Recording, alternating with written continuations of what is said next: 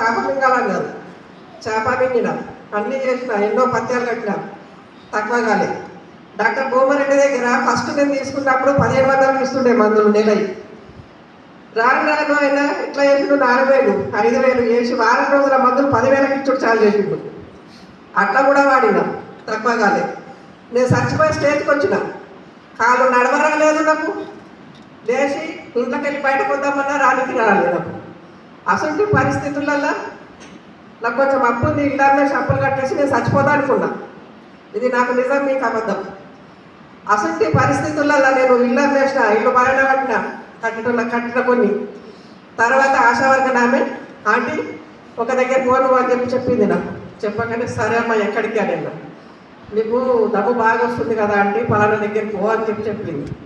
చెప్తే అమ్మ ఇంతకుముందు నేను అట్లా పోయినరా, డబ్బులకు మోసపోయినా అని చెప్పిన. చెప్తే లేదంటే నువ్వు పోయి